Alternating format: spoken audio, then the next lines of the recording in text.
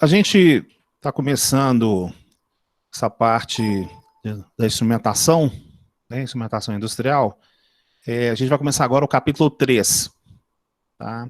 Então, o capítulo 3 ele tem um nome interessante, que é um capítulo chamado Instrumentos. Tá?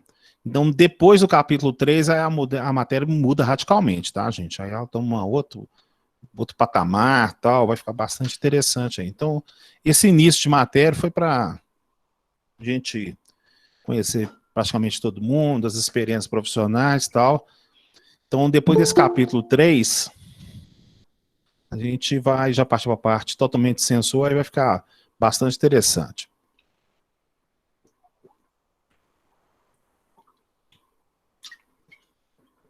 Bom, o que a gente fez até agora? A gente começou com parte de medição e erro, né? A gente discutiu os conceitos de variáveis, né? A gente discutiu isso bastante semana passada, né? Para o pessoal entender, né, a diferença do sistema inglês para o sistema internacional, né? O pessoal ficou bastante aprimorado depois dessa parte aí, né? Bom, então, aí depois discutimos acessibilidade, resolução, discutimos spam, parte também de acessibilidade, exatidão, precisão e tal, né? E depois discutimos a parte de erro, né? A gente verificou que tinha o erro estático e tal, né? Com confiabilidade. Isso aqui foi o resumo, mais ou menos. Esse PowerPoint eu posso liberar para vocês aí, mas praticamente é só para facilitar, porque está tudo na apostila, tá? Então isso aqui é só para ficar mais fácil a apresentação. Discutimos erros, até que agora a gente vai chegar em instrumentos, que é o capítulo 3. Pessoal, é o seguinte, nós vamos estudar praticamente no nosso curso instrumentos aplicados em em 4 variáveis, quer dizer, em 4 variáveis praticamente são fundamentais para a formação de vocês, que é a pressão, vazão, nível e temperatura. Então nós vamos descobrir vários processos de como é que se encontra a vazão, vários processos que fazem para encontrar pressão, vários processos que fazem para encontrar temperatura e vários processos para fazer nível. Qualquer indústria que você for trabalhar, essas 4 com certeza existem. Tá? Essas 4 aí são, digamos, as variáveis fundamentais de qualquer processo industrial. Tá? Seja ele químico, alimentício, petroquímico, ele, sei lá, cimenteiro, que eu tenho um conhecimento melhor nessa parte aí, e inclusive na área também de fundição, que eu também já trabalhei com fundição também. Tá? Então, de qualquer maneira, essas 4 aí tem. Tá? As outras, tipo densidade, análise, aí são particularidades de cada processo, tá? Mas nós vamos fazer um estudo muito grande dessas 4 variáveis aí. Bom, vou fazer um histórico rapidinho aqui da instrumentação, e aí eu também vou querer que o pessoal vá batendo papo comigo aqui também. A instrumentação, ela começou, podemos dizer, né, no início do século passado, 1900, quase para 1900, começou a instrumentação mecânica. Tá? Depois ela evoluiu um pouco para pneumática, tá? Que nós vamos discutir aqui. Depois foi para a eletrônica analógica, eletrônica digital, a atuação de microprocessador e microcontrolador, e hoje praticamente a gente tem o sinal em redes, o sinal Wi-Fi, que virou uma coisa bastante comum. Tá? Bom, quando eu estiver falando a palavra processo, tá? Porque a gente está aqui, eu estou lecionando o pessoal de Betim, e o pessoal de Betim focaliza muito Fiat, né? Focaliza muitas empresas que fazem serviço para Fiat, tá? Então, mas quando eu estiver falando processo, eu posso estar falando geração de vapor, indústria de alimentos, processo cimenteiro, processo de fundição, qualquer tipo que transforma e vira um determinado produto, né, em uma empresa gigante. Isso que seria o que a gente vai estar seguindo com a palavra exatamente processo, tá? Tem processo que ele pode ser contínuo e outros são feitos basicamente na parte batelada, tá? A diferença básica entre os contínua embatelada, que o contínuo ele tem uma linha de processo, tá? Então, ele tem segmentos, ele tem pré-requisitos automaticamente para um poder dar continuidade para o outro, né? Se parar um pedaço, praticamente para a linha inteira, tá? E o batelado seria exatamente um contrato, e aí a gente vai discutir isso ao longo do nosso curso aqui. Qualquer coisa, gente, eu não estou olhando para a webcam, porque eu estou olhando para outra tela aqui, pode fazer as perguntas aí no chat aí, tá bom? Obrigado. Bom, então instrumentação, né? Depois da terceira aula, o que a gente vai verificar realmente de instrumentação, né? A gente vai entender como é que faz para medir, indicar, registrar e, tendo os limites aqui exatamente do curso de engenharia mecânica, né? Como é que a gente controla uma determinada variável, tá certo? Para a gente visar exatamente a otimização desse processo, tá? A apostila de vocês, eu falei, ela é muito grande, porém, ela coloca exatamente tudo envolvente da matéria. Nós devemos, mais ou menos, atuar até mais ou menos o capítulo 11 ou 12, mais ou menos, da apostila, tá? Então, a gente não consegue vê-la totalmente, já que ela tem mais de 18 capítulos ali. Bom, então vamos começar com o que era a ideia de produção industrial. Antigamente, né, então vamos colocar aqui início do século passado, tá? Vamos colocar lá 1900, 1910. O que você tinha? Faz com que você queria produzir um determinado produto. Tá? Um produto, vamos lá, vamos imaginar uma coisa até meio interessante, a produção de gasolina, né? Lá no início de 1900, quer dizer, tinha acabado de descobrir a gasolina no século anterior, em 1800 alguma coisa, e já em 1900, como é que produzia? Então, o que você tinha? Você tinha exatamente um funcionário que ele ficava em determinada região da fábrica. Então, imagina a fábrica lá produzindo, destilando exatamente determinado elemento químico lá, e aí ele, automaticamente, ele tinha que ficar lá, ó, né? Ele percebia as coisas, ele ficava lá. Por exemplo, nesse caso aí, esse funcionário pegava esse volante dessa válvula lá, abria, fechava, né? Quer dizer, ele fazia uma ação manual do que ele estava vendo lá na frente, né? E às vezes alguém devia gritar para ele, ô, abre mais, fecha aí e tal. Tem até aquele filme do Carlitos, né, Tempos Modernos, lá mostra exatamente uma linha de produção, né? Até que ele seguiu umas palavras mais clássicas que tem no cinema, né? Não sois máquinas, né? Mas antigamente eu acredito que a coisa não era fácil, né? Antigamente era muito difícil, então o que você tinha? Você tinha que ter um sincronismo. Se uma pessoa desincronizasse, acabava tudo, né? Vou fazer uma pergunta, o pessoal já viu esse filme, Tempos Modernos, do Chaplin aí? Escreve aí, por favor. Do Carlitos, né? André Couto, sim, Embelot, é um filme muito legal, né? O Charles Chaplin era um gênio, né? Faz tempo, mas ele mostra exatamente que tinha que ter um sincronismo, né? Havia uma necessidade exatamente de você produzir as coisas, tá? Então, chegou uma certa hora que falou assim, ó, não tem mais jeito, não tem jeito de ficar exatamente descontrolado. Foi aí que alguém teve uma ideia, né, de fazer uma coisa chamada operação à distância. Então, o que baseava na operação à distância? Baseava em você ter um elemento de captação da variável, que nós chamamos aqui de sensor. Você tem um elemento, que é também chamado elemento primário, né? Elemento primário. Você tinha um elemento final de controle, ou uma válvula de controle, tá? E aí o que acontecia? As informações desses dispositivos de campo, tanto como elemento final de controle, como elemento primário, eles atravessavam uma determinada região e caíam numa sala de controle, tá? Então isso eu também quero fazer bastante diferença do que eu estou abordando em relação ao nosso curso, em relação a, por exemplo, uma Fiat. Uma Fiat, ela não tem, digamos, uma sala de controle. Ela tem vários processos segmentados, né? Você tem lá umas telas de computador chamado interfaces homem-máquina, tá?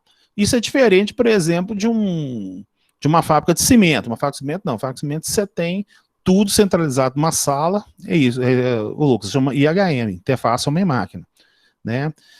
Então, o que acontece? Você tem uma sala de controle, e para essa sala de controle você presta atenção em tudo. Então, a minha abordagem é uma abordagem um pouco mais complexa do que as interfaces IHM que existem. IHM é uma coisa próxima, tá? A telinha lá de computador, que ela foi desenvolvida por algum engenheiro lá, para fazer atividade específica local. Aqui o objetivo já seria uma coisa que a gente chama de sistema supervisório. Eu vou comentar o que seria o sistema supervisório. Centro de integração integrado de controle. Isso aí pode ser uns nomes atuais, né? Antigamente era SDCD e tal. Eu vou chamar aqui de uma maneira mais fácil para todo mundo, exatamente de sala de controle, tá? Cada lugar adota nomes diferentes assim, mas o objetivo é o seguinte, ó, então eu vejo ter aquele tanto de gente no campo, cada um fazendo uma coisa, percebendo, eu pego essas informações, mando isso aqui para uma sala de controle e eu deixo algumas pessoas observando o processo e aí elas conseguem tomar atitudes mais coerentes ao processo disso, né? E, logicamente, isso evita também a exposição do ser humano em ambiente exatamente agressivo, né? E, logicamente, é uma necessidade de uma qualificação melhor das pessoas, tá? Bom, então, a grande pergunta tá aí, ó, eu tenho uma coisa aqui, tá mostrando esse cara aqui com esses patins aqui, vendo exatamente um painel, tá? Então, gente, esse painel dessa sala de controle, ele possui instrumentos, e é esses instrumentos que a gente vai discutir agora ao longo do nosso curso aqui agora, tá? SDCD, exatamente.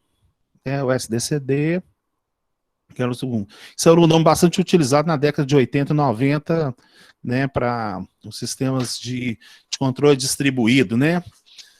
Bom, aí o que acontece? Então, essa sala de controle, ela possui uns instrumentos que a gente tem que saber 4 pelo menos, tá? É o que? O indicador, o registrador, o controlador e o totalizador, tá? Então, o detalhe é o seguinte, agora, esse operador da sala de controle, ele não está no campo, ele não enxerga, ele nem sabe o que acontece no campo. E o mais interessante é que às vezes ele também tem nem formação técnica para entender como é que funciona o processo. Isso também é a coisa mais normal que tem. Sabe? A empresa vai, coloca um cara para trabalhar no forno lá, o cara tá vendo um monte de coisa, ele nem, às vezes ele aprende meio por livre espontânea pressão, digamos assim, né? E aí ele tem que botar o sistema funcionar, tá? Então, a gente vai discutir isso aqui agora, tá?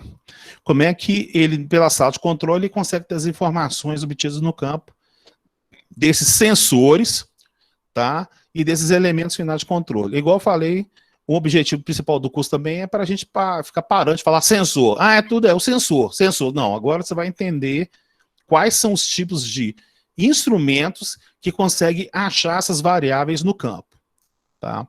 Algum comentário, por favor? Escrevam aí, certinho, o pessoal digitou algumas observações aí e tal.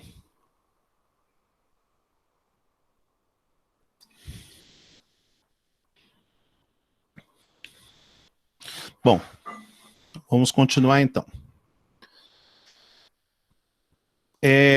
Bom, conforme eu falei para vocês, a instrumentação mecânica, né, não vou ter necessidade de comentar que praticamente ela está extinta mesmo e tal, mas nós temos a instrumentação pneumática. O que é a instrumentação pneumática? A instrumentação pneumática, a gente olhando exatamente para esse painel aqui, a gente teria um sinal, né, de gás, um sinal de ar, que ele é captado pelo sensor, então ele vai lá na sala de controle, o sinal pneumático, e processa o sistema pneumaticamente, né? Eu estou falando assim, a instrumentação clássica, vamos colocar aqui 1900, tá, gente? Vamos entender o passado para a gente também entender o presente. E aí depois ele vai e volta de novo o sinal pneumático, tá? Então, aqui está mostrando, ó, tá vendo? Instrumentação pneumática, tá vendo aqui, ó? Por isso que foi importante aquele conceito de variáveis que a gente falou nas aulas passadas. Também agora, ó, é 3 a 15 PSI. Isso aqui é um sistema em inglês. Tá vendo? Ó, tem um range aqui, ó. Qual que é o range? Capítulo 1 foi o que a gente comentou. O range é de 3 a 15. Qual que é o span? O span é 15. É 12, quer dizer. Sabe? Então, por isso que eu tive que passar aqueles conceitos para a gente poder verificar.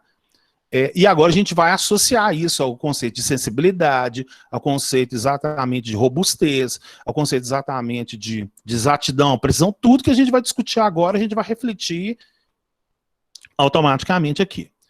Bom, então, digamos que nesse processo aqui, ele quisesse encontrar, sei lá, a vazão que está escoando dentro desse duto aqui. Tá? Então, esse duto aqui tem X polegadas, tá? Foi desenvolvido, ele está exercendo uma determinada vazão. Se existe vazão, existe uma diferença de pressão, com certeza. Aí esse elemento aqui que a gente está chamando primeiro de sensor, né, ele percebe essa pressão, né, desse gás fluindo aqui, aí vem uma amostra, né, aí esse gás vem aqui na sala de controle, a gente vai entender como é que ele vai excitar um ponteiro para exatamente a indicação dessa variável. Alguma coisa vai controlar que vai voltar um outro gás aqui, e vai atuar no atuador dessa válvula de controle, vai mandar abrir ou fechar mais a válvula aqui, controlando a vazão. Tá? Então isso aqui é um sistema pneumático, um sistema que sai exatamente um gás. Esse tamanho aí, ele não pode exceder muito não, né? Vamos colocar aí uns 20 metros mais ou menos, que seria a situação que acontecia, né? Que acontecia e acontece, né? Aqui, por exemplo, aqui tem um painel do início do século passado, ele é todo pneumático.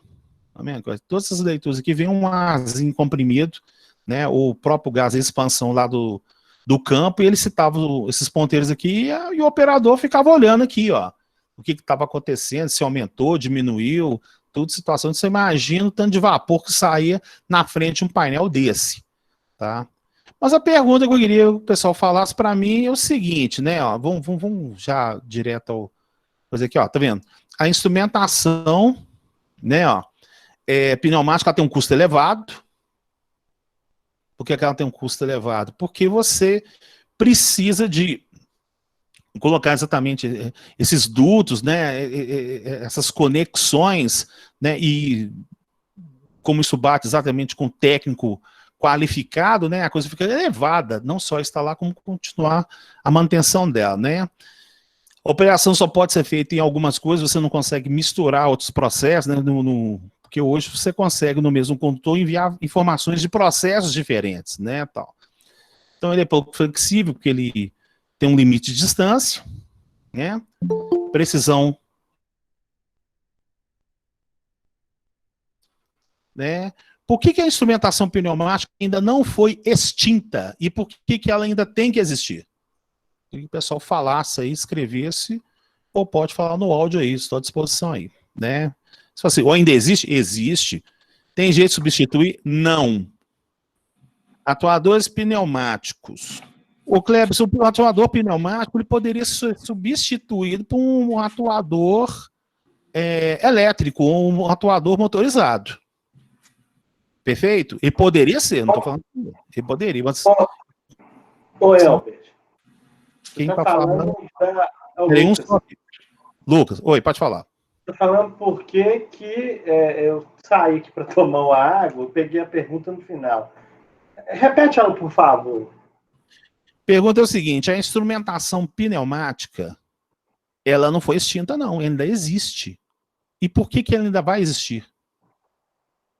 Ah, tá, Elber, eu tinha confundido com atuador hidráulico. Aí eu não, é porque o atuador hidráulico, o atuador pneumático, ele pode ser substituído por motorizado. Eu não estou falando que é a melhor solução de situação, não, mas ele pode ser. Porque o pneumático você consegue ter um controle de movimento melhor? Não, o pneumático ele é mais em conta, né? Que o motor de pato. Ele é mais em conta, né? Então. Aí o outro aqui colocou uma coisa interessante, ele colocou aqui, ó, efeitos por causa da influência magnética em alguns processos. O Jason, acho que você está querendo falar influência eletromagnética. Porque influência magnética, tá? Então, porque você é engenheiro, você não pode errar isso aqui não, tá? Influência magnética, praticamente não, tá? Então, quando você fala influência eletromagnética, aí seria uma coisa legal, porque o motor, ele foi energizado, separadores magnéticos de mineração, por exemplo.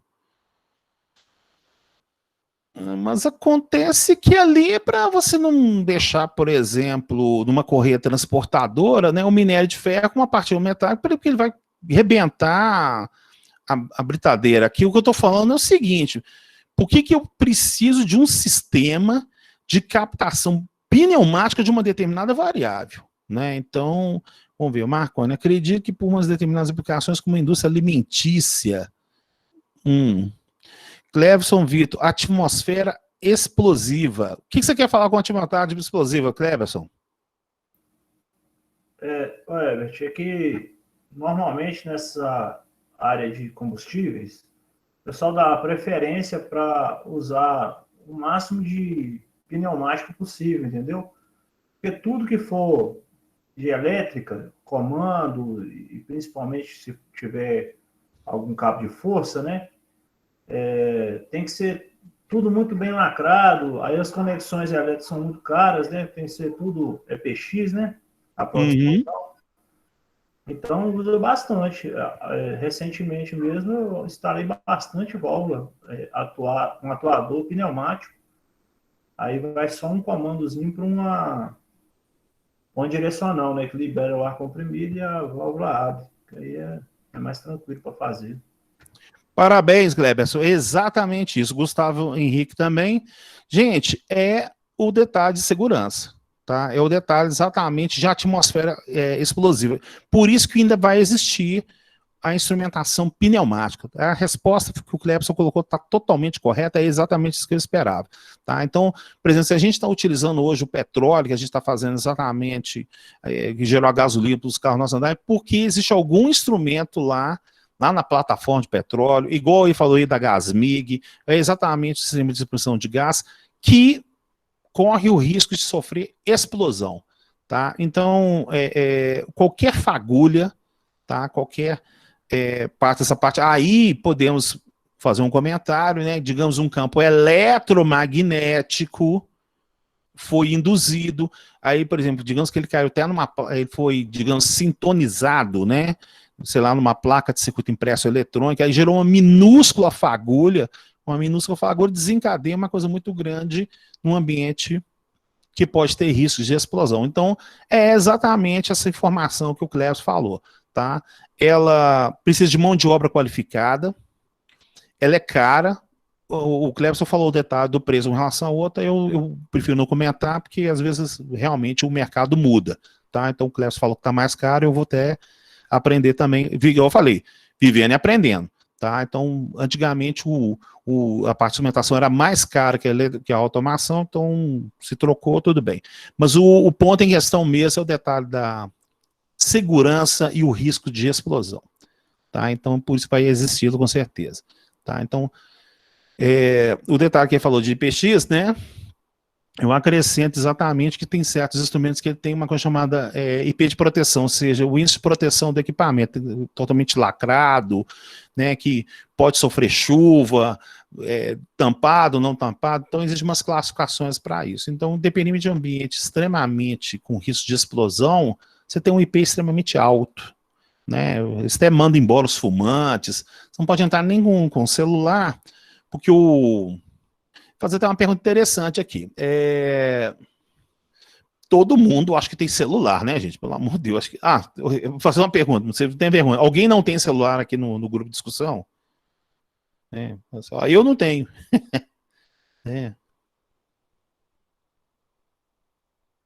Never, né?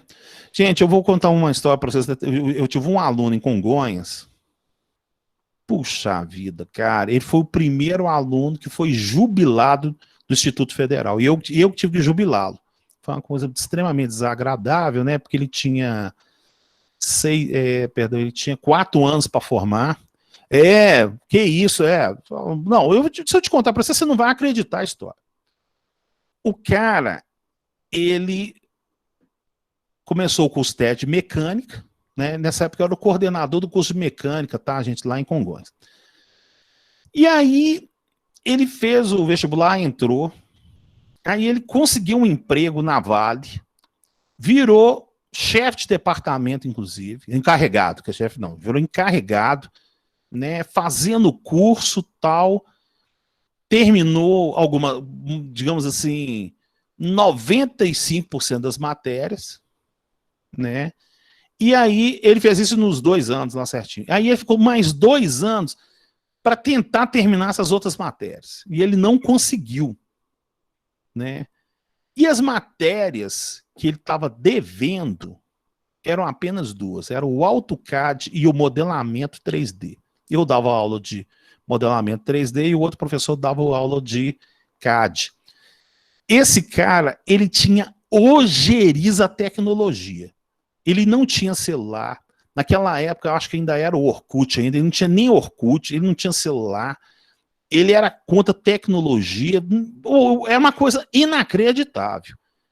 E a gente conversava com ele, falei assim, cara, você não pode ser desse jeito não, que você vai liderar as pessoas, você vai receber de repente um celular da empresa, trabalhando na Vale, ia ser demitido com certeza.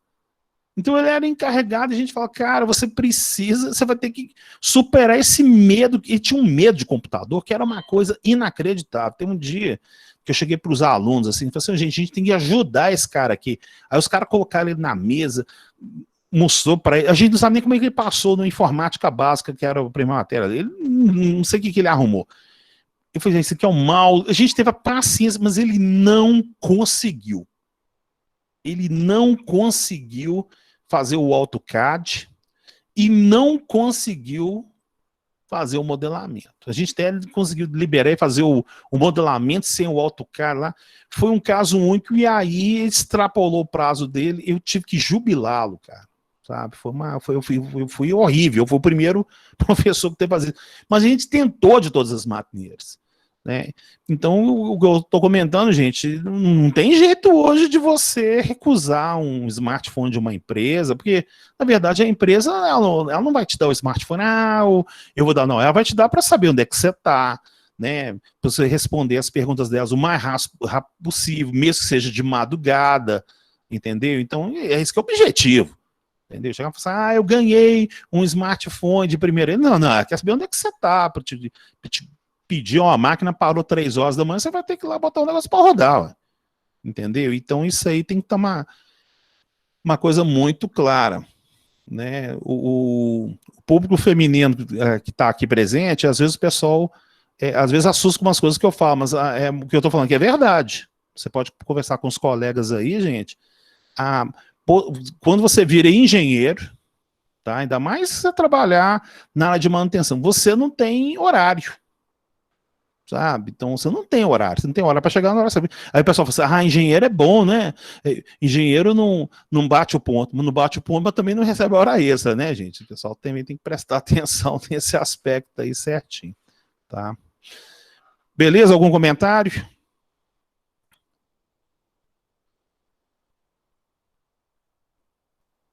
Belezinha? Tá joia? Então vamos continuar então.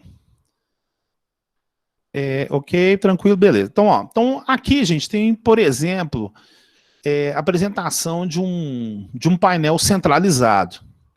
Esses desenhos que está aqui, ó, tá vendo? Esse aqui é um desenho parecido de uma caldeira, e aqui, logicamente, tem um registrador mostrando o registro da temperatura da caldeira. Esse aqui é uma torre de destilação, aqui deve ter a altura do nível do produto a sendo feito lá dentro, tá vendo? Esse painel aqui, ó, tá? Ele praticamente ele existe e vai continuar existindo, tá? Porque aqui, esses desenhos aqui, é uma norma industrial chamada ISA 5.3. Então, o painel é desenhado de acordo com a norma ISA 5.3, aí, o que acontece? Um operador, igual esse cara aqui, ó, tá vendo? Ele fica sentado aqui o dia inteiro. Isso aqui é uma foto antiga, tá, gente? Mas só pra gente ter uma ideia. Ele ficava sentado aqui o dia inteiro e ficava olhando para esse painel o dia inteiro.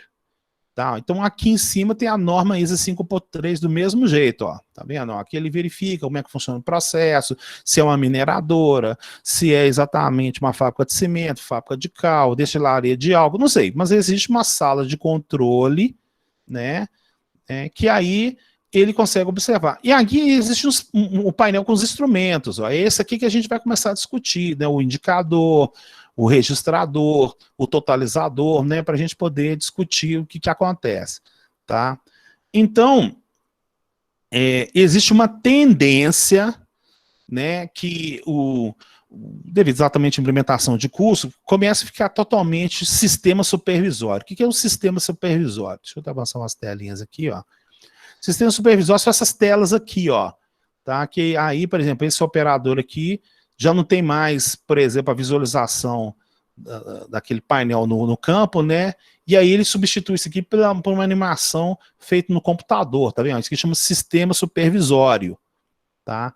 Então a empresa contrata uma outra para fazer a mesma simulação desses desenhos aqui, ó. Esse desenho que é o desenho da norma ISA 5.3 com a norma ISA 5.1, tá? Aqui tem uma mistura das duas normas aqui, e aí ele pode observar. Existe uma tendência de querer realmente tirar esses painéis, mas isso aí não é uma regra fechada, tá? E eu vou até explicar por que tem que ter, porque, por exemplo, você pega no caso lá daquela usina de Nakashima, como é que chama aquela que teve aquele tsunami lá no Japão, como é que chama, hein? Ikoshima? Fukushima, professor. Fukushima, um trem assim. Aqui eu estava olhando exatamente o desenho, não, a reportagem, olha só, lá é nuclear, né? Tinha exatamente o painel da parte de trás, né, com todos os instrumentos lá para achar a radiação, a temperatura, não sei o que, da vazão da água lá, e tinha o sistema supervisório na mesa dos operadores lá, e era operador pra caramba, porque aquele tem um risco de explosão, né, o sistema ali que foi feito no Japão, ele era extremamente com alta segurança. O problema é que houve um efeito da natureza que destruiu o trem lá. Mas assim, quando teve esse problema lá do tsunami, lá, da água lá que invadiu o sistema lá, toda a parte de computador foi comprometida. Não teve jeito para fazer o controle. Os caras tiveram que largar os computadores e utilizar os instrumentos reais, o de mão mesmo, para poder colocar o negócio para parar o processo, para evitar um risco maior de contágio que poderia ter acontecido. Tá? Então, existe realmente o interesse do sistema supervisório, isso aí é uma realidade, porém, em alguns processos, eles vão continuar utilizando o painel externo também para evitar, para garantir a segurança caso o sistema informatizado tenha algum problema. Tá legal? Então, não é assim, saiu fora, isso aqui é velho, não. Isso aqui é caro, uma montagem de um painel desse aqui é uma coisa extremamente cara, isso aqui é para durar décadas, com certeza, de funcionamento, até que não consegue mais dar certinho aqui. Comentários, por favor.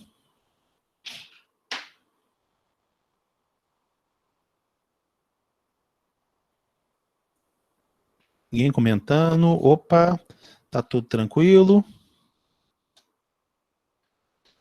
Bom, então vamos continuando aí. Ninguém tá com dúvida, gente? Me ajuda aí, ué. Me ajuda aí. Ô, professor, isso foi queimando, foi tipo... Está dando microfonia? Peraí, desculpa. Microfonia comigo? Acho que não, Tá com microfonia o meu, gente? Acho que é o ventilador aqui. Espera aí, só um pouquinho.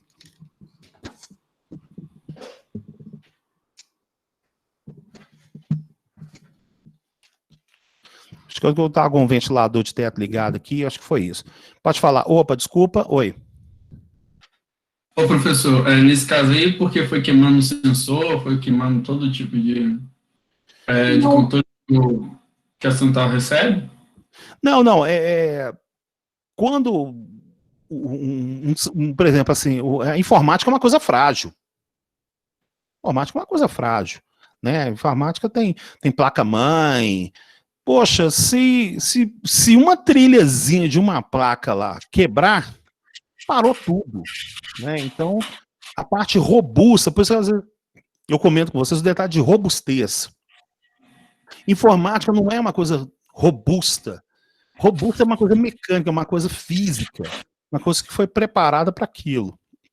Então, assim, o que aconteceu que fez comprometer o sistema de informática dessa usina de Fukushima, eu não sei lhe informar.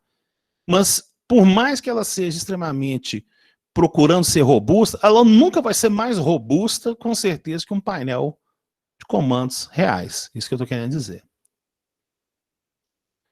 A microfonia parou, acho que era o ventilador, é isso que vocês estavam... Por favor, seus comentários aí.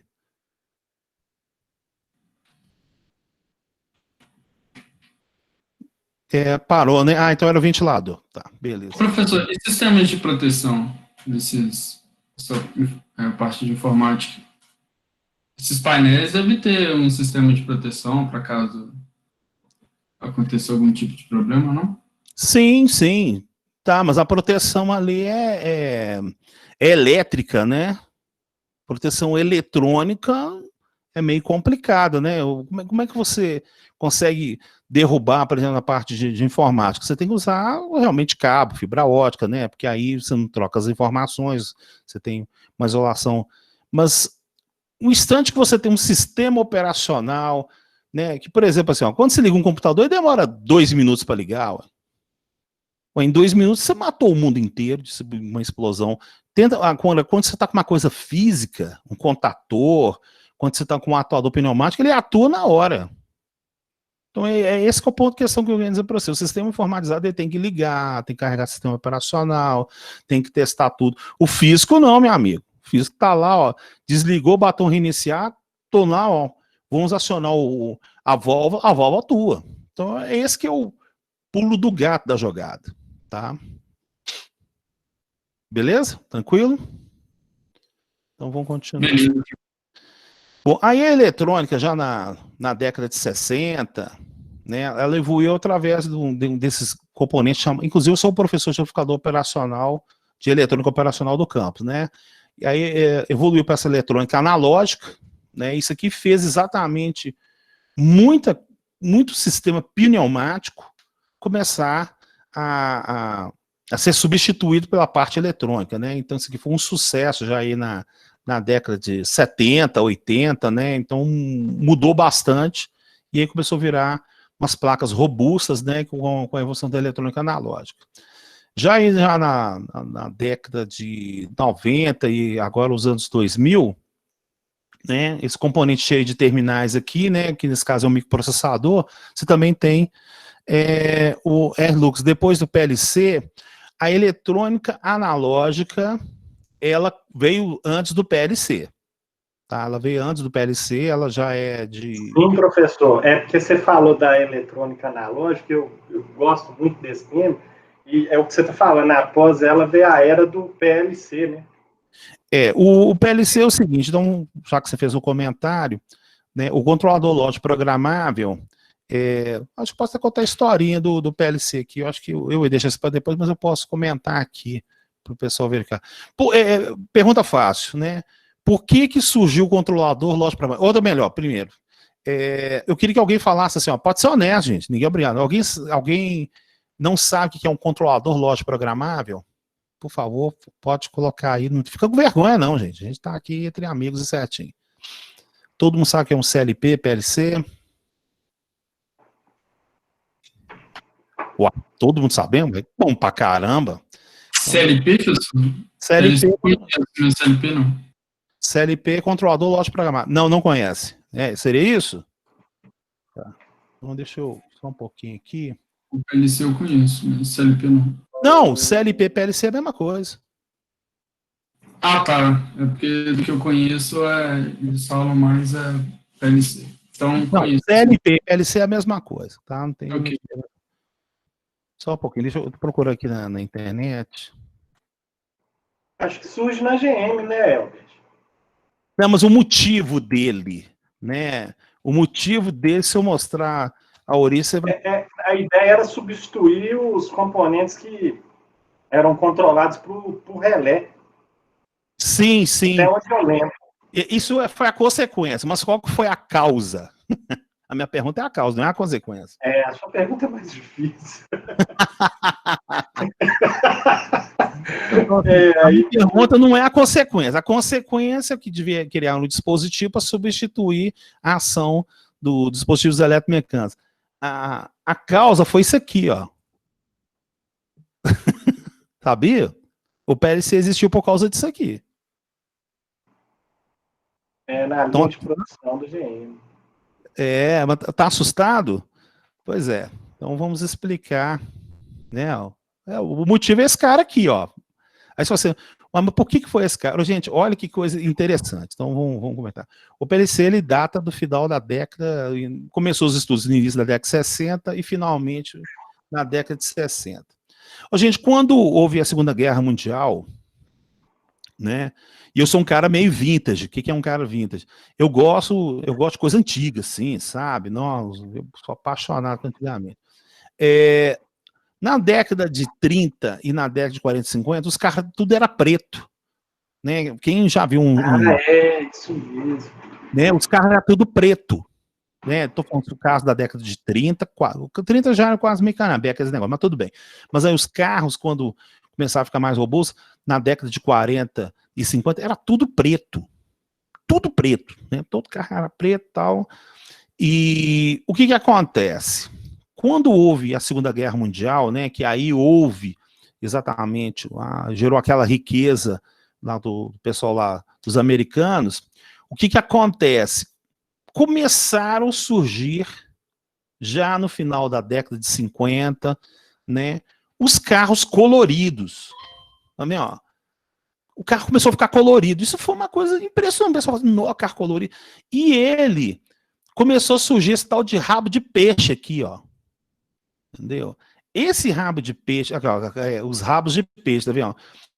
Esse negócio de rabo de peixe fez um sucesso astronômico, entendeu? Todo mundo queria o carro com rabo de peixe e tal, que não sei o que, tinha esse formato. Todos eles tinham esse formato de rabo de peixe, tá vendo? Ó?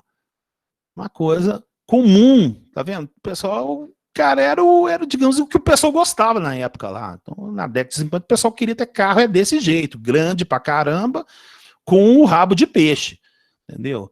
Como é que os caras de design descobriu por que é o rabo de peixe? Eu não sei explicar. Mas aí o que acontece? Então, quando o carro saiu desse jeito aqui, ó, né, porque os carros tudo era igual. É como se todo mundo tivesse carro 1.0 e todos fossem iguais, assim, ó, tal. Todo preto, desse jeito aqui, não mudava. Quando os carros começaram exatamente a querer mudar o design, o que acontecia? Começou a surgir o consumismo, tá? Então o consumismo, né? Então os caras que mexiam com designer de carro lá, imagina que os caras desenhavam na mão, gente. Vocês têm NX aí, poxa. Pô, vocês têm um NX aí, que ele já verifica se o carro tem design, aerodinâmica, se vai economizar. Antigamente não, os caras desenhavam na mão, né? Para o carro ficar bonito pra caramba, ficar chamativo, para poder vender, né? E aí, o que acontece? Começou a surgir uma coisa que não existia antes. Por exemplo, um carro na década de 40, 30, 40, 50, ele tinha o mesmo formato. Ele ficava lá, vamos imaginar aqui, sei lá, 5, 10 anos, igualzinho, não mudava nada.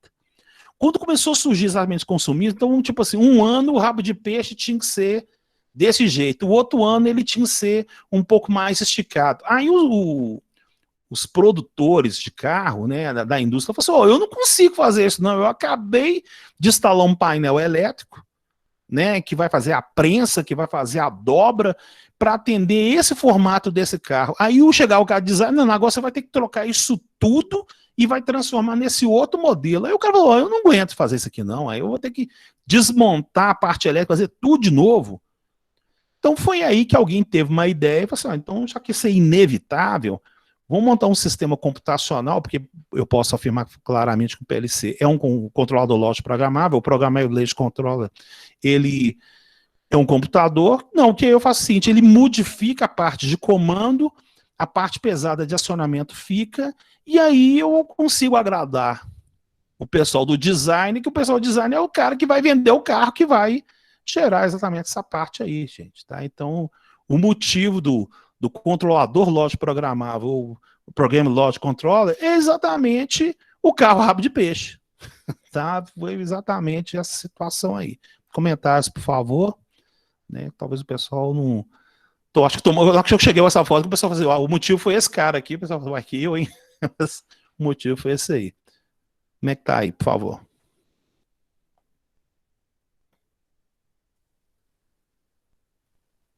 E realmente é bonito pra caramba. Nossa, oh, gente, é assim... É difícil pra caramba fabricar essa geometria aí. Mesmo nos dias de hoje. Fica caro uma estamparia dessa aí. Pois é. Então, ó, exatamente, você está aí comentando. Você trabalha na ETRA, não, né? Eu quase trabalhei na ETRA. Eu trabalho lá. Assim, saí de lá agora, professor Fulton. Agora eu estou numa siderúrgica. Beleza. Então, assim, eu quase entrei na ETRA também. Tá? Quase entrei na ETRA em 2003, tá? Tal. Então, o que acontece? O software que hoje vocês têm a oportunidade, gente, que é o NX, ele gera essas estampas, né, de carro para quem quiser trabalhar na ETRA aí, ó, entendeu? Então a ETRA tá coladinha aí na parte da FIT, né, tal. Então, igual você falou. Então, imagina o cara que custou fazer a estamparia desse carro aqui, e chega no ano seguinte e fala, não, agora a estampa é outra. Falou, não aguento não, meu amigo. Me ajuda aí, ué. Entendeu? É totalmente diferente a situação. Então, isso gerou até um desenvolvimento. Então, você verificar que uma coisa puxou a outra.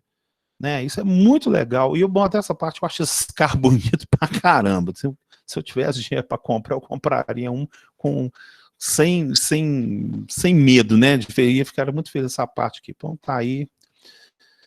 Então, aí o que acontece? Então, a eletrônica analógica, ela surgiu, né, dentro desse contexto, aí surgiu os controladores lógicos programáveis, que aí é outro aspecto que trabalha em paralelo à instrumentação, né? O meu objetivo é medição de variável.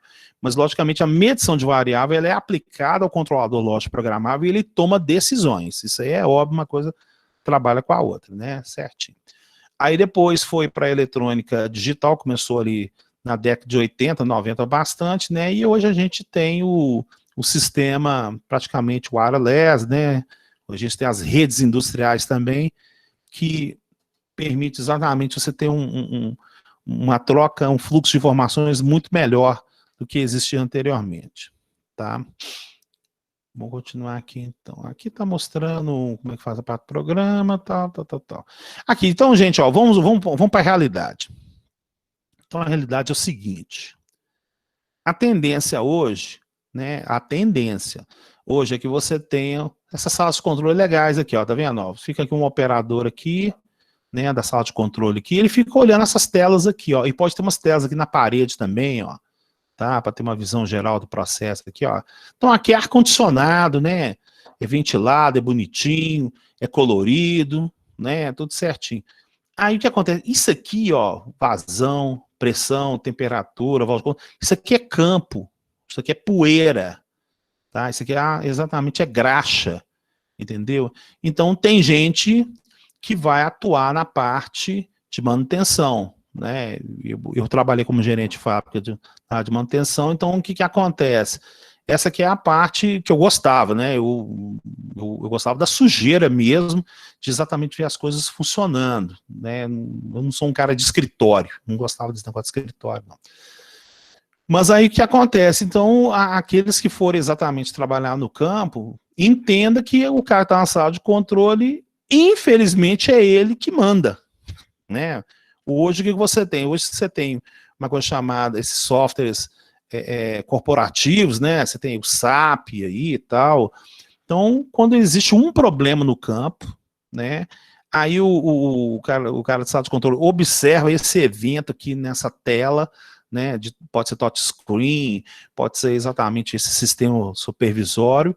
E aí teve esse problema, o que ele vai fazer? Ele vai lá automaticamente e gera uma ordem de serviço, tá?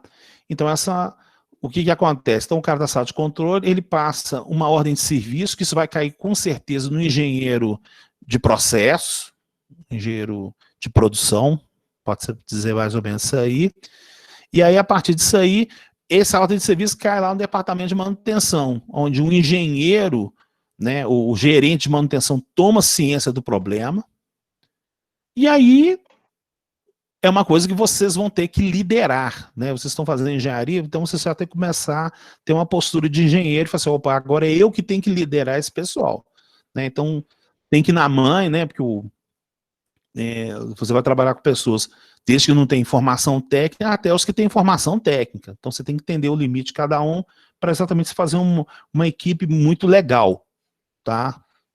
Isso aí eu estou passando também assim, as dificuldades, os entrames que eu já passei na minha vida. E aí o que acontece? E aí você tem que ter, você como engenheiro, futuro engenheiro, eu vou te dar um conselho. Você tem que procurar ter um encarregado bom. Cara, se você tiver, né, o encarregado é o cara que vai te colocar você lá para cima, é o cara que vai te derrubar. Tá? Então então, tem alguém que é encarregado aí, pode falar, né, o R. Lucas aí, então, tem alguém que é encarregado aí, por favor, pode se apresentar, não precisa ficar com vergonha, não. E às vezes pode estar falar assim, não é bem assim. Eu estou falando que, na minha experiência, né, quando eu liderei... É porque você falando aí, as coisas vividas vêm na cabeça, né? Você está falando é mais pura verdade, porque ele é que está lá, né, no front lá, ele é que está lidando com os caras, por exemplo, você que faz projeto, você depende desses caras para fazer um projeto melhor, pegar com ele uma lição aprendida, ou seja, você tem que ter esse contato estreito, né? Bem estreito. Você tem que entender os limites até de vocabulário de cada parte, que você Exatamente. também, né, porque senão você arrebenta tudo, sabe? Você tem que chegar e coisa. Por exemplo, assim, eu quando fui gerente, eu não gostei de fazer certas coisas, né? Às vezes eu tinha que botar o povo para trabalhar domingo, entendeu? Imagina, eu mesmo não querendo trabalhar domingo, né? Tinha que botar os caras para trabalhar domingo para compensar uma coisa que tinha feito lá, entendeu? Então, assim, eu não sinto orgulho de certas coisas que eu tive que fazer, mas se eu não fizesse, quem era mandado embora era eu. Sabe? Então, é o que eu estou comentando, que vocês vão ter que analisar que, assim, se tornar engenheiro é muito bom. Eu, graças a Deus, eu fiz engenharia, mas existe o bônus e tem o ônus também na jogada. Tá? Então, aí o que acontece? Caso você tenha essa oportunidade, você vai ter que preavaliar a situação toda. Porque o que acontece? Por exemplo, assim, você está lá no processo, aí o horário do funcionário lá, digamos que é 5 horas da tarde. Né? A Max travou 4h59, você vai ter que chegar para um cara, faltando 1 minuto para ele bater o ponto, assim, meu amigo, você vai ficar depois do horário. E ele ficando depois do horário, ele tem que botar a máquina para rodar. Porque se a máquina não rodar, os caras lá de cima não vão gostar. André Couto, principalmente a área de manutenção, só toma porrada. O André da manutenção, né, André? Ele sabe. Gente, toma porrada. Isso aí. A gente vai conversando nesses detalhes, assim, eu abro muito meu coração nessa parte, assim, para explicar que você vai sofrer algumas coisas. E você tem que verificar se você aguenta a pancada ou não. Eu falo para você que teve épocas lá que eu ficava triste. Porque eu não faço, não, eu não acho certo isso aqui, mas se eu não fizesse, eu estaria prejudicado. Entendeu? Então, igual eu falei, eu convivi todas as áreas profissionais. Eu fui desde peão de fábrica até gerente de fábrica. Eu tive todas essas oportunidades, por isso que eu entendo todos os lados, com certeza aí. Tá bom? Então tá aí, gente. Então, esse aqui que é o tipo de visão geral que automaticamente vai acontecer. Então, vai vir uma ordem de serviço, você tem um prazo para cumprir, você tem um software corporativo, as ferramentas de gestão de qualidade analisam isso aqui tudo, e aí você precisa gerar uma produtividade para explicar exatamente o que acontece. Sem falar que ainda vai surgir... desculpa, já fizemos a matéria CLP. Beleza. Então. Aí eu estou comentando que uma coisa está complementando a outra. Tá? Deu tudo certinho aqui, então, para a gente poder verificar. Bom, vamos continuar então. Tá, visão geral. Então tá aqui, ó. Sistemas de supervisão, sistemas supervisórios, igual inicialmente eu estava falando, são essas telas de computador aqui, que podem ser atuados por controlador lógico programável, pode ser servido por medidores de variáveis industriais, e aí surge essa telinha aqui bonitinha, ó, tá? Chama sinótico. Tá? Então aqui o cara conseguiu ver exatamente a destilação disso aqui, você tem um separador, você tem um tanque de nível, e ali aciona a válvula, desliga a válvula, né? A válvula está ligada, é a verde, que está fechada é a vermelha. Tá? Então, quando você trabalha num sistema desse aqui, você, outro dia, eu vi do alto forno, de um alto forno também, é até mais complexo do alto forno, né? Alguém tem que explicar para você como é que funciona o processo, porque ninguém chega sabendo tudo, não. Né? Como é que funciona, você pode entender o linguajar do desenho. Ah, eu sei que isso aqui é um separador, eu sei que isso aqui é um nível, eu sei que isso aqui é uma válvula, né? Igual está escrito aqui, por exemplo, um TT, isso aqui é um transmissor de temperatura, aqui tem um PT,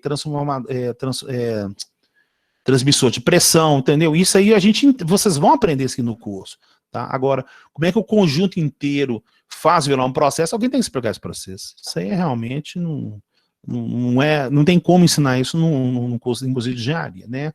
Tá vendo? Esse SP aqui, ó, que é o set point, tá vendo? Ó, depois a gente vai discutir o que seria o set point também. Vamos continuar certinho. Aqui, ó. Isso aqui é da Castrolanda, isso aqui é um beneficiamento de arroz, né? Cai o arroz aqui, essa primeira parte aqui pesa, né? Já totaliza no sistema, depois vai para um elevador de canecas aqui que sobe lá em cima e aqui começa exatamente a separação do material e aqui essa parte que está aqui descasca o arroz. Não me pergunta como é que tira o arroz, mas os caras inventaram um jeito lá que descasca o arroz e aí o processo fica pronto aí automaticamente. Então isso aqui é um sistema supervisório desse sistema de beneficiamento de fazer exatamente a parte do arroz aí, tá? Esse aqui da Smart não sei o que é, tá? Não sei o que é esse processo aqui, mas não deixa de ser um sistema supervisório, tá? Bom, isso aqui é legal, isso daí é aqui, você tem, isso aqui são termopares, ó, tá vendo? Você está falando aqui, ó, são sensores de temperatura que é colocado ao longo desse caminho aqui, né? O processo que e ele vai sofrer talvez um beneficiamento, cozinhamento, pode cozinhar. Você tem, por exemplo, ali no caso da Somina, você tem exatamente o tratamento de materiais, né? Tratamentos técnicos, vocês aprenderam, sabem muito mais do que eu, que você muda a estrutura lá do aço, do metal lá, a partir de uma determinada temperatura. Então aí você vai começar a entender como é que é capturada essa variável, como é que garante esse tipo de controle, tá? Vamos aguardar um pouquinho que a gente chega lá. Gente, hoje tudo está ligado à internet. Está ligado à internet porque praticamente todos os equipamentos hoje têm conexão Ethernet. Não confundir Ethernet com internet, que Ethernet seria a placa de computador, né, que recebe aquele cabo azul, né, de rede. O cabo de rede ele liga numa placa Ethernet no computador. Então, existe hoje vários instrumentos industriais que eles possuem conexão Ethernet. Se tem conexão Ethernet, ele consegue ser ligado à internet. Se ele consegue ser internet, o cara, o chefão lá do Japão, sabe o que parou no campo aqui no Brasil. Tá? Então, deixo já outro comentário também, pessoal, aí, né, quando a gente conseguir perceber isso claramente, porque existe uma coisa chamada field de trabalho, né, que isso é uma função da gerência, da direção. Você tem exatamente o field, ou seja, a resposta, o campo, né, de trabalho de determinado funcionário. Então, o que acontece é o seguinte, quando você contrata alguém para fazer um serviço de manutenção, o serviço dele tem que se autopagar. Então, o que acontece? Você recebe um relatório lá, e aí você olha assim, ó, eu tenho o funcionário o João, eu tenho o Pedro e tenho o Alberto. Aí o que acontece? Aí você fala assim, ó, o Pedro demora 2 horas para consertar uma máquina. Já existe softwares para isso, tudo é credenciado, por isso que vem isso na ordem de serviço, tudo é rastreado, tá? Então fala assim, ó, o João demora 2 horas, o Pedro demora 3 e o Alberto demora 4. Tá? Então todos eles são funcionários, tudo certo então. Quando vem uma ordem lá de cima, ó, você tem que mandar embora 10% do departamento seu. Bom, você recebeu essa ordem, você não tem que questionar. Aí você vai ter que olhar o field de cada um e, infelizmente, nesse caso aí, o Alberto, né, como ele demora 4 horas, ele pode ser um bom funcionário, ele vai ter que ter família, é uma coisa horrível isso, mas você vai ter que dispensá-lo porque você recebeu uma outra. Porque se você não tirar o cara, os caras lá de cima tiram você. Tá? Então, gente, que isso sirva de lição. Tudo hoje é rastreável. Tudo hoje tem o horário de início da ordem de serviço, a hora do término, já é calculado isso de produtividade, que é o field dele, e a gerência do departamento tem acesso a isso tudo. Tá? Então, vocês, caso vocês venham se tornar engenheiros de manutenção, vocês vão lembrar dessas palavras que eu estou tendo aqui agora, ou talvez com uma tecnologia um pouco mais avançada, mas o objetivo é esse.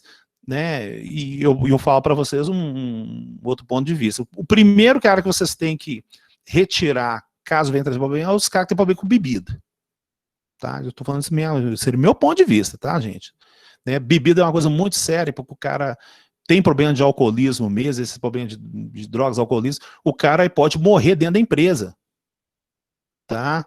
E aí o que acontece? O cara morre dentro da empresa, você, como diretor, você vai sobrar na hora nessa situação, tá? Então, o cara pode ser legal com a situação, mas, gente, é impressionante. Depois, 4 horas de equipamento fica rodando, bem mais ou menos, exatamente.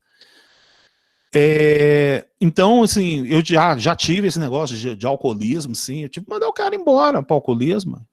Não tem jeito, sabe? Não tem, é complicado, né? Você vai tentar fazer um tratamento, né? Mas se não tiver jeito, cara, é complicado demais.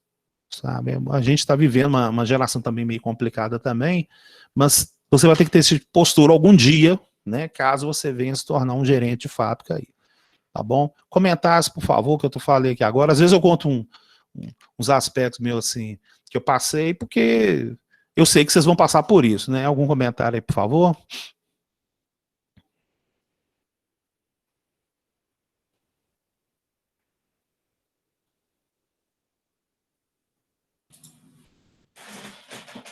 Ô, professor, mandar um cara desse embora não seria antiético, não? Não.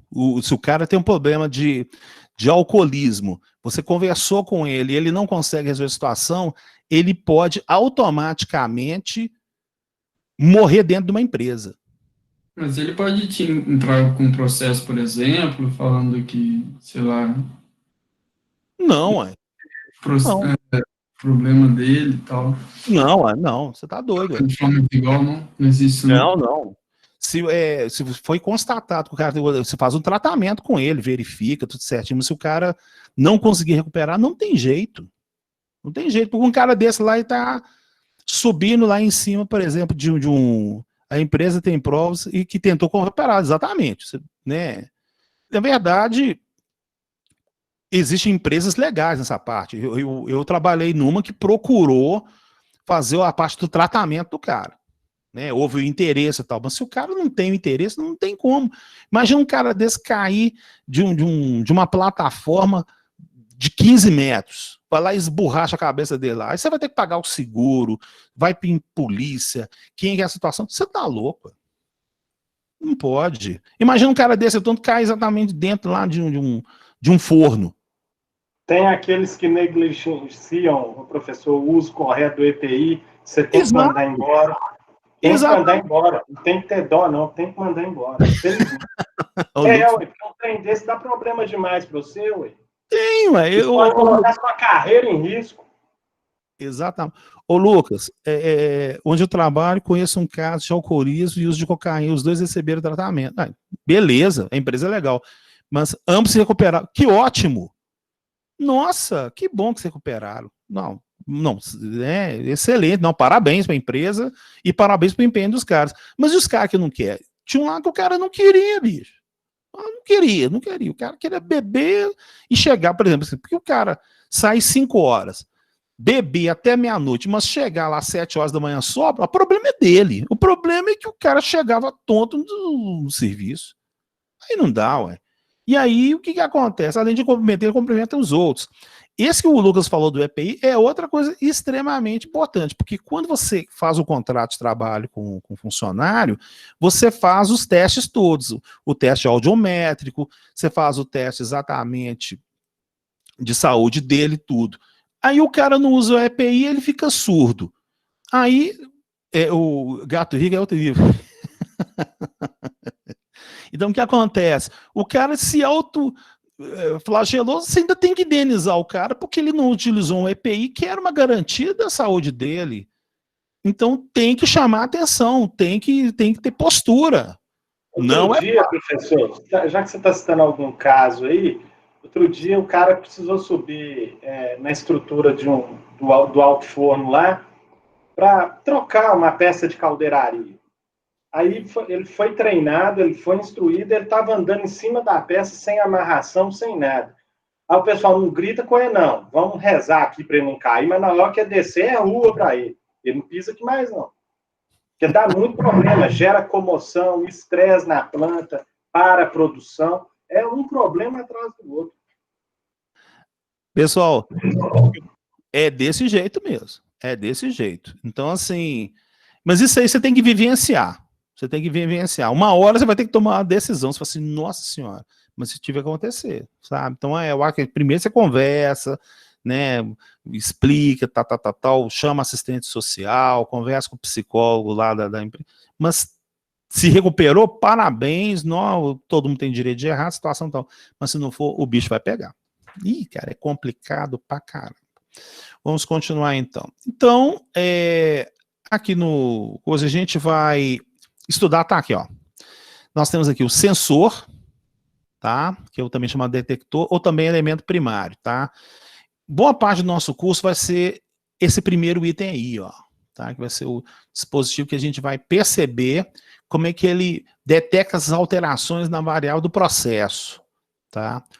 O transmissor, eu só vou fazer um comentário, não tem assim que a gente poder esquematizar muito.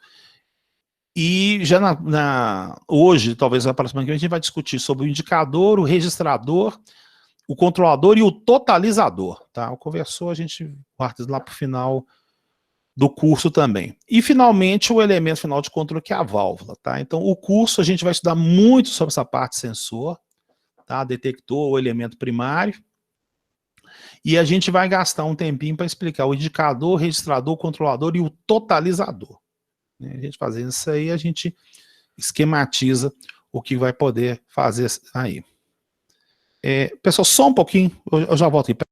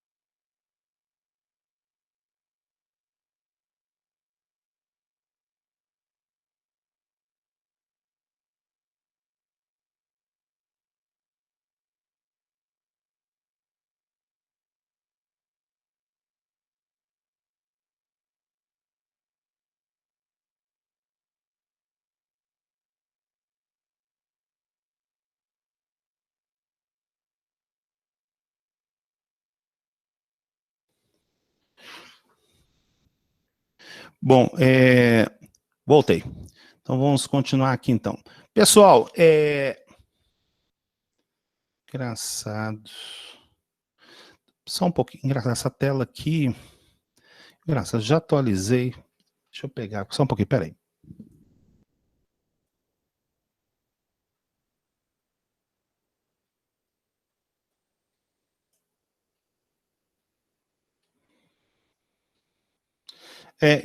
Engraçado, né? Essa tela tá aqui, toda hora eu pego o arquivo errado. Aqui, ó, aqui tá, inclusive, da capa da apostila. Tá vendo? Ela tá mais completa que esse desenho. Então, vamos apresentar esse desenho aqui, ó, da capa. Beleza. O pessoal tá na linha aí, por favor? Como é que é? Tá tranquilo? Tá na linha, né? Então tá, gente. Então, olha só, gente. Esse desenho que tá aqui é um desenho que tem que estar guardado na sua cabeça pro resto da vida, tá?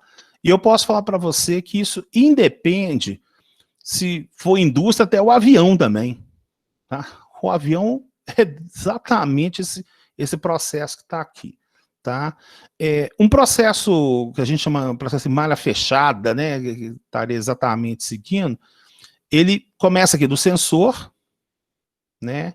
Aí você tem que transmitir esse sinal, né? Aí ele vai lá para a sala de controle, né? Ele pode ser indicado, totalizado, registrado, controlado, né? E aí depois ele vai lá para o atuador de uma válvula, né? Esse sistema pode ser on-off, ele pode ser pneumático, ele pode ter range, né? Até chegar no elemento final do controle que chama válvula.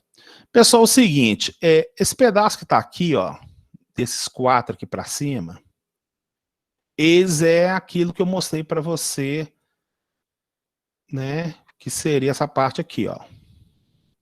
Isso aqui, ó. Esse pedaço está aqui, ó. Tá vendo? Ou, nesse caso aqui, mais anteriormente, seria esse pedaço aqui, ó. Então, esses 4 que estão aqui, que seria a capa da apostila, tá vendo? Indicador, totalizador, registrador. Isso aqui é sala de controle. Tá? Isso aqui tá sala de controle, tudo certinho. Esse conversor que ele pode estar atrás do painel ou ele pode já estar no campo. Tá? Isso aqui depende do processo que tem. Agora, esse que está aqui embaixo, isso aqui já é o campo. Isso aqui é a sujeira, isso aqui é a graxa, isso aqui é a alta temperatura. Tá? Aqui é o ambiente industrial. Ó, tá? Então, esse aqui está aqui. Ó. Esse aqui seria a sala de controle. É importante que você tenha isso em mente para a gente poder discutir agora o nosso curso aqui. Tá? Bom, então, o que nós temos aqui primeiro com os dispositivos do tipo de detecção? Bom, a gente vai aprender um cara chamado termopar. Tá vendo? Ó? O que o termopar faz? O termopar é uma coisa interessantinha. Você vai pegar, vou falar de maneira bem agressiva, bem chula aqui mesmo. Você vai pegar 2 arames, vamos falar liga, né? Então, você vai pegar dois arames de materiais diferentes, né? Teve um cara chamado Siebeck que descobriu como se aplica uma temperatura onde você torceu esses 2 arames, que na verdade é liga, né, gente? Liga de materiais diferentes, vai surgir uma tensão elétrica nos terminais lá. Entendeu? Então, isso seria o conceito exatamente do termopar, que foi feita a aplicação dele ali. Tá? Muito utilizado e a gente vai entender as referências dele aqui. Você pode também ter um bulbo de resistência. Tá? Aí você pode ter tipo um PT100, um CU500, né? Que ele é o quê? Platina dentro de 100 ohms. Né? Então, à medida que você aplica uma determinada temperatura, a resistência elétrica varia e aí você consegue achar uma variação de uma variável pela parte da variação elétrica. Né? Tem uma tal de placa de orifício, para a gente achar a vazão pela pressão diferencial. Alguém já trabalha com placa de orifício, por favor?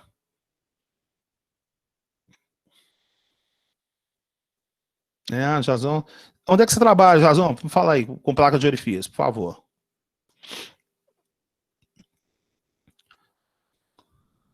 Na Rigan? O que é na Regap? Ah, tá, na Regap, perfeito. Regap, placa de orifício é que mais tem. Temos o bordon, né? Tem um bordon C, espiral. O CETEC de operações. Você é concursado lá, cara? Ou você é terceirizado? Sim, é concursado, né? Beleza, tranquilo, João. Isso, tá bom, beleza. Então tá. Então aí você tem o bordon, né, que pode ser do tipo espiral, helicoidal, né? A gente tem o elemento flutuador, que é a boia, né, para a gente achar o sistema de medição de nível. E tem um aqui legal, igual o tubo magnético de vazão, né? Na verdade, tubo eletromagnético de vazão. Medidor eletromagnético de vazão, a gente consegue achar vazão por eletromagnetismo. Alguém consegue imaginar isso? Como é que daria para fazer uma coisa dessa? Você encontra vazão por variação eletromagnética. Alguém já viu, já trabalha com isso? Sim ou não? Pode só colocar aí, por favor.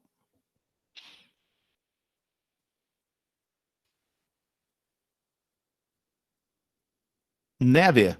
Ninguém? Nunca vi, não conheço. Joia.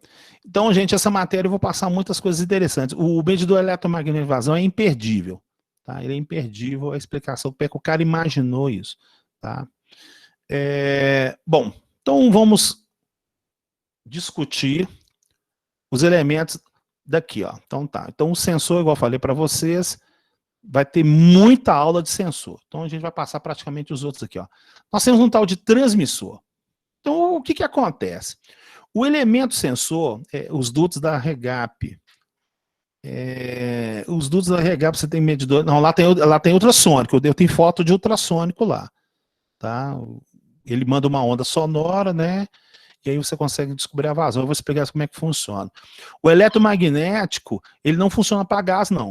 Ele só funciona para líquido, normalmente combustível não. Mas vamos continuar aqui então. O sensor, gente, ele consegue pegar a variável física, né, a variável física de pressão, a variável física de pressão, de vazão, de nível, densidade, tudo, e aquilo normalmente se transforma numa variável elétrica hoje. Praticamente tudo, o sinal vira um sinal elétrico, né? Ele pode gerar uma variação de corrente, uma variação de tensão, né? Nós vamos estudar como é que isso acontece. Esse é o principal objetivo do curso, tá? Aí o que acontece? Aí esse sinal, ele tem que ir lá para a sala de controle. Porém, o que acontece? A distância que eu estou mostrando para vocês desse desenho que está aqui, isso aqui pode ser quilômetros.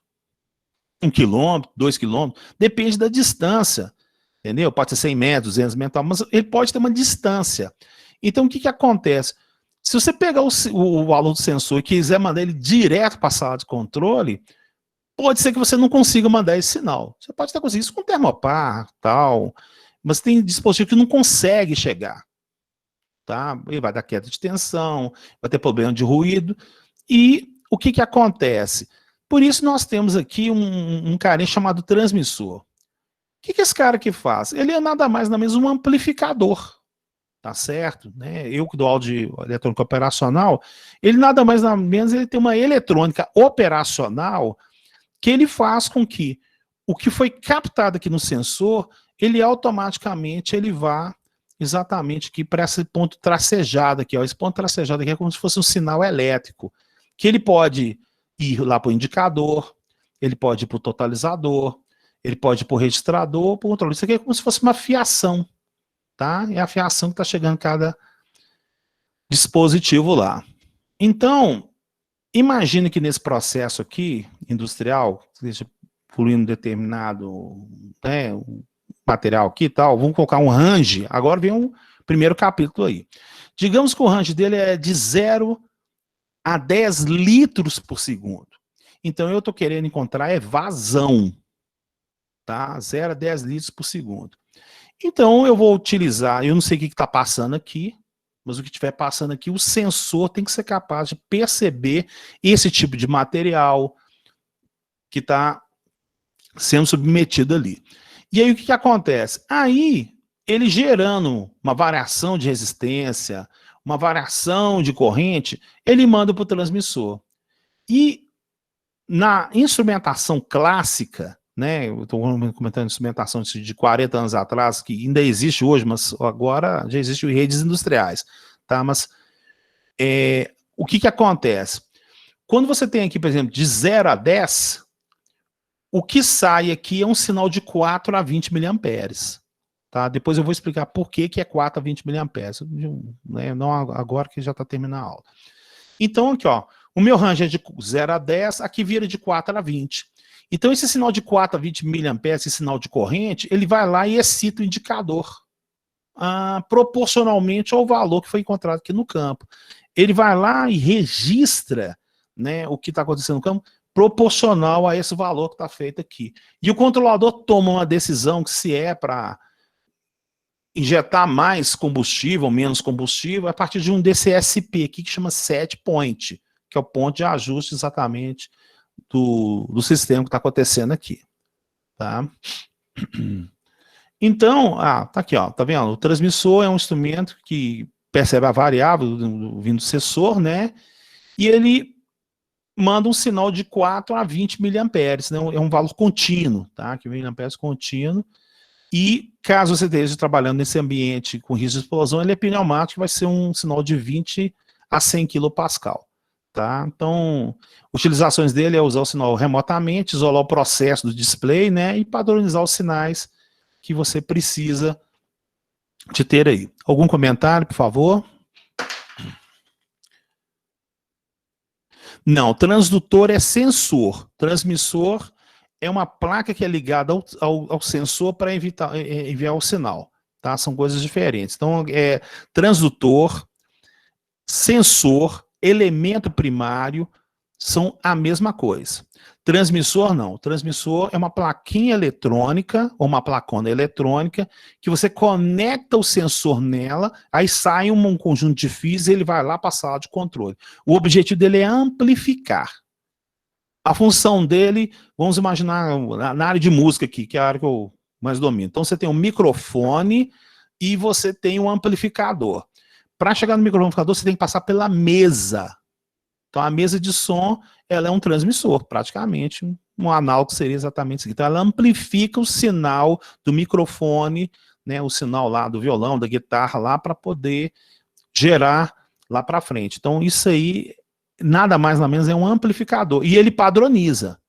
Tá? Então, se o microfone é cardioide, se o microfone é condensador, se ele é feito na base de indutor, né, que seria... Os modelos tem lá, você tem o teclado, todos eles capturam e geram informações totalmente diferentes. Mas a padronização acontece tudo na mesa. Na mesa, todo mundo é igual, certinho, esse tá, papá, e vai lá dar o show. Seria esse detalhe. Perfeito? Comentários?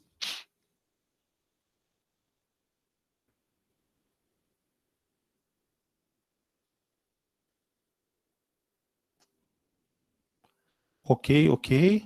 Nenhuma dúvida?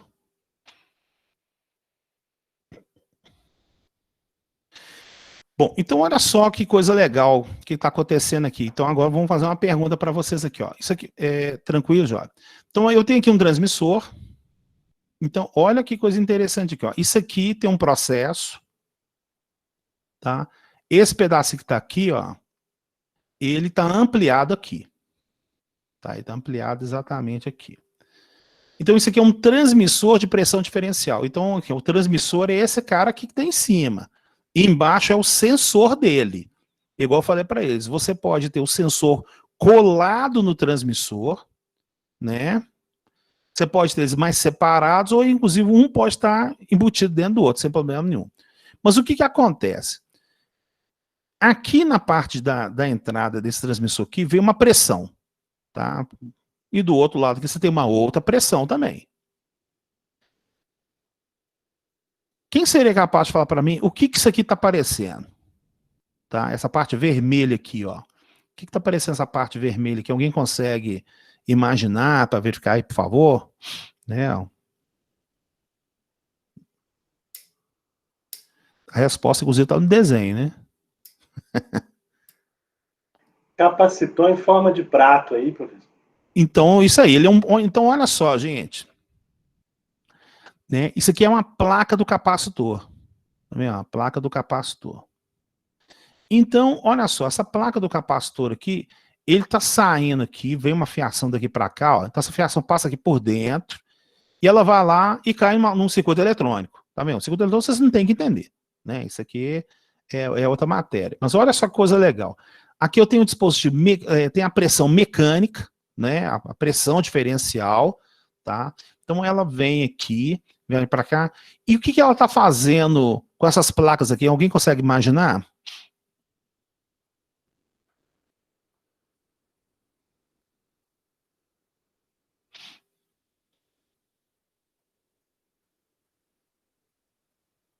O que está fazendo ali? O que a pressão está fazendo com o capacitor ali?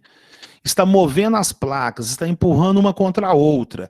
Exatamente, ela está aproximando as placas. Então você está verificando que esse transmissor aqui, ele não está encontrando a pressão. Ele está encontrando uma variação de capacitância diretamente proporcional, ou existe uma função interligante a exatamente a capacitância em relação à pressão. Então isso quer dizer o seguinte, ó, quando ele aproxima a placa, ele vai variar a capacitância. Olha só, você não achou a pressão. Se a pressão é 1 PSI, se ela é 5, 10, você não encontrou isso. Só que você vai fazer quando é feito o desenvolvimento do instrumento aqui, que você vai usar esses componentes aqui, eletrônicos, que não é o objetivo de vocês, na hora que ele aproximar aqui, vai gerar uma capacitância, que na hora que cair nesse circuito eletrônico, ele vai lá e aponta, ó, 1 PSI. Ah, é 5 PSI. Então, existe uma interligação entre o valor do capacitor, que foi submetido à aproximação dessas placas paralelas do capacitor, né? Vocês aprenderam capacitor na aula de física? Me ajuda aí, por favor.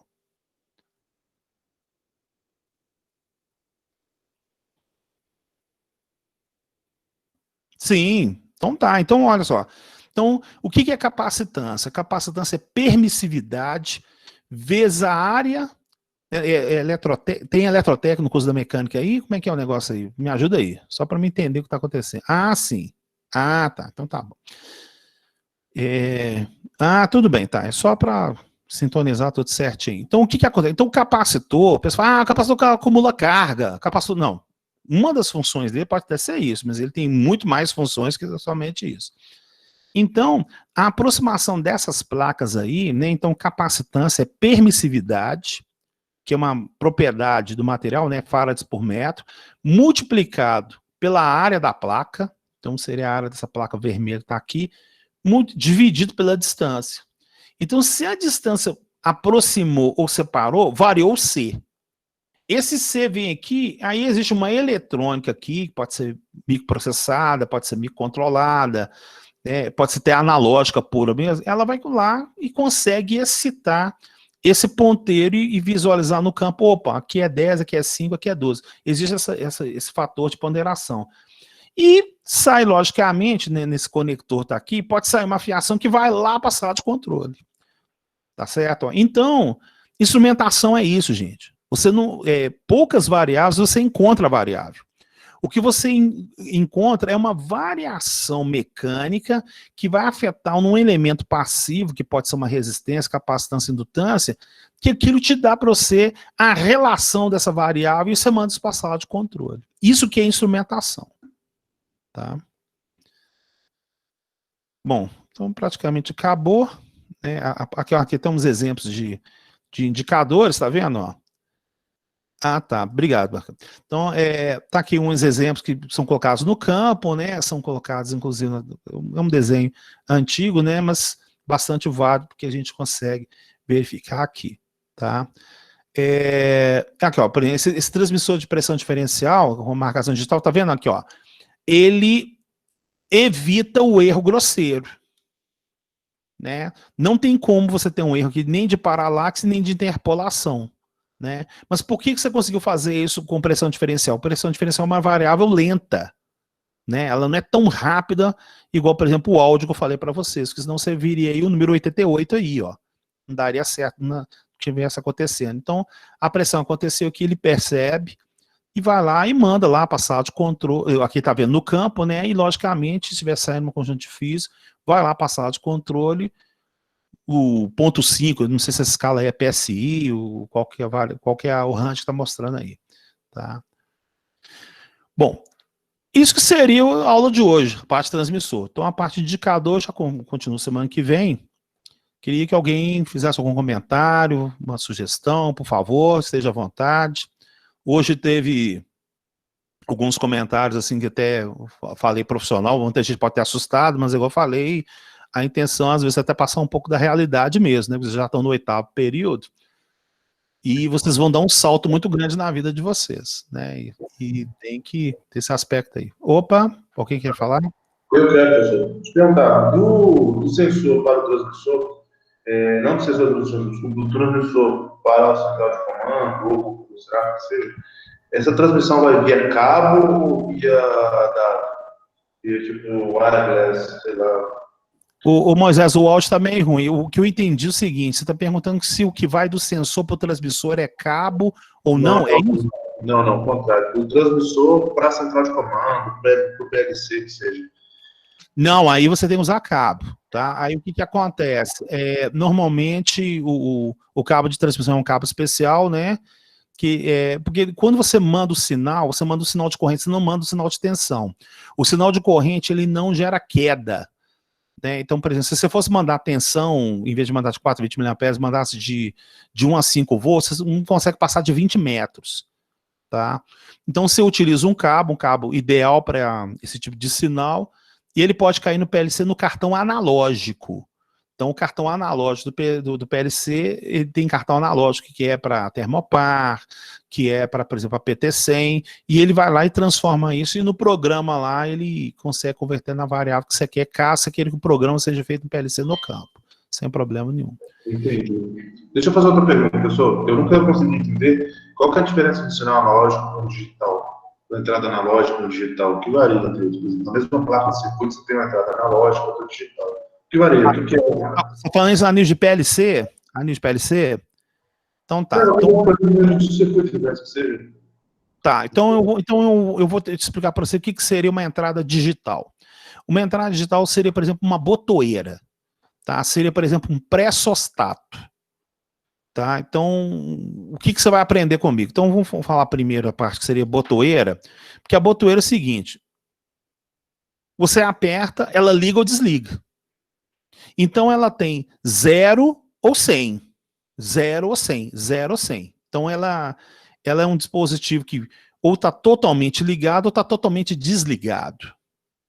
O que é um termostato? O que a gente vai discutir? Termostato, ele é uma chave de temperatura, né? Ou a temperatura excedeu, ele fechou um contato, ele foi lá e abriu. Isso é totalmente diferente de um termopar.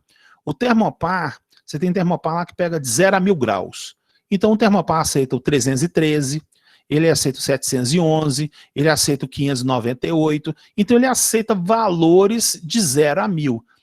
Quando você tem valores ocupando todo o espaço do range, esse sinal é analógico. Tá? Então, a sacada é o seguinte: se a entrada é 0 ou 1, ou seja, se ela é 0 ou 100%, isso é entrada digital. Chama entrada discreta. Se o que você está colocando de sensor, ele assume valores em qualquer ponto do range dele lá, então, neste caso, ele é uma entrada analógica. Melhorou aí? Perfeito. Valeu. Então aí o que acontece? Então, no estudo que nós vamos fazer aqui, nós vamos aprender sensores analógicos. E nós vamos aprender sensores discretos, que vão entrar nas entradas digitais. Tá? Então, vai ter essa variação com certeza. Tá? Um dispositivo analógico pode ter um comparativo discreto? Pode, sem problema nenhum. Mas isso não acontece ao contrário.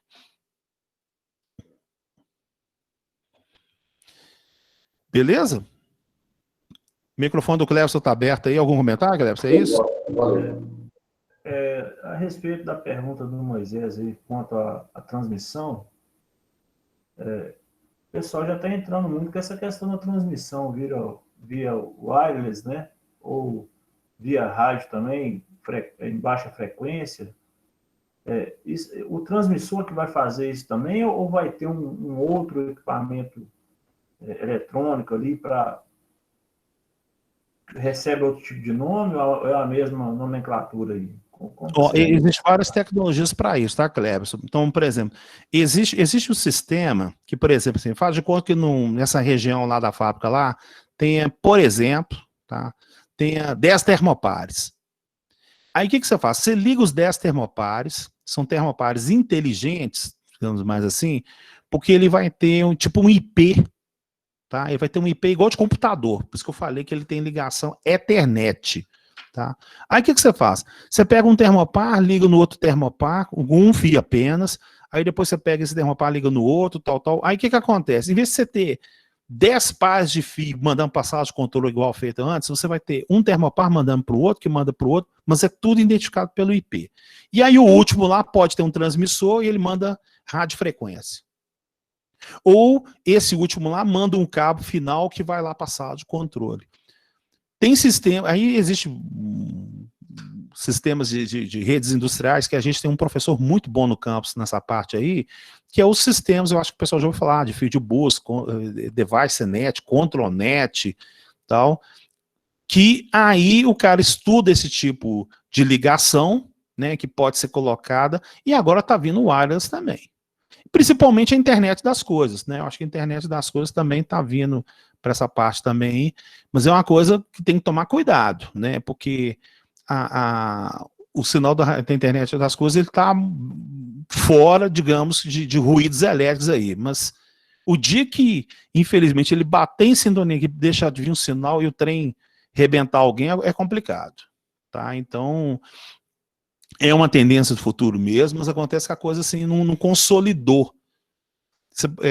Quem se estiver conversando com o pessoal que mexe na mente industrial, você vai verificar que existe uma tendência de querer usar o Ethernet. Mas o cara que trabalha numa empresa que lá a rede industrial é DeviceNet, o cara não larga aquele nunca, ele faz que o negócio outro funciona, ele vai trocar para um outro lá, e fica, né, é uma briga que tem tecnológica, tá? No meu ponto de vista, acho que a preocupação é se você consegue garantir mesmo que essa faixa de frequência que está sendo transmitida, ela não sofre interferência. Porque sofreu uma interferência, matou um númerozinho, ela matou um númerozinho para matar a gente. Aí o bicho pegou. Tá? Mas existe essa tendência assim, viu, Cleberson? Bacana. Ficou claro a minha explicação, né? Sim. Tenho visto algumas coisas nesse sentido aí. Realmente está exatamente o que você disse aí. Pessoal, alguns não querem aceitar, né? Está com dificuldade de aceitação. E até quem quer implementar também tem essa preocupação realmente aí nessa transmissão, na falha, né? Então, pode até ser usado, mas é equipamento que se falhar não mata ninguém, tipo assim, entendeu? Às vezes uma temperaturazinha ali, mas para um alarme, por exemplo, outra coisa, o pessoal está meio ainda receoso de usar. Não, esse negócio de indenização é uma coisa tão séria que você só entende isso quando um funcionário seu sofreu um acidente. Aí você verifica a dor de cabeça que dá, né? Porque, é igual eu tô comentando, né? Tem muita gente aí que não tem experiência industrial e tal. Mas quando você é responsável por aquilo ali, que era a dor de cabeça que você toma, você fala assim, gente, eu não quero nunca mais passar por isso. Então você sai meio gato escaldado, né? Você fala assim, não quero passar com isso de jeito nenhum. Que está acontecendo, mas isso é um aprendizado que vai acontecer com certeza, tá? A gente verifica. Pessoal, só um comentário, queria agradecer a participação de vocês, né? Já são 10h48, né? Eu falei, pô, gente, o pessoal ainda está aqui depois do horário, igual, né? Não estou fazendo isso de propósito, não. Eu agradeço, parece que minha aula tá legal, né? O pessoal tá frequente mesmo, né? Então eu agradeço, desculpa se. Que a aula rende, né? Gente, obrigado. Muito obrigado. Assim, às vezes eu extrapolo um pouco as coisas que eu falo, mas é com intuito bom, não é com intuito ruim, não. Tá? Mas alguém quer fazer algum comentário? Sem problema nenhum. Daqui eu vou voltar às minhas atividades aqui. Mais algum comentário? Nada? Como é que é?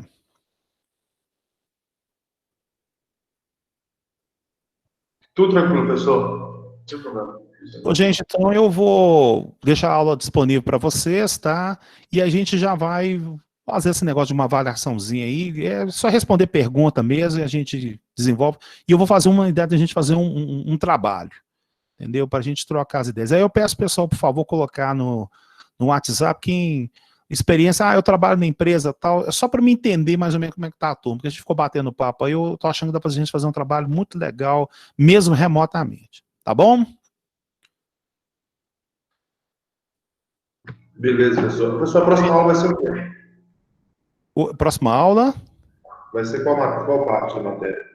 Eu vou terminar essa parte de indicador, registrador, totalizador. Aí depois a matéria muda radicalmente, né? Aí a matéria vai ficar, aí é a parte que é boa, né? O pessoal vai fazer, porque essa parte primeiro eu tenho que nivelar todo mundo, depois a gente resolve certinho. Mas a próxima aula é continuação de indicador, né? Totalizador, controlador, a gente poder verificar, tá bom?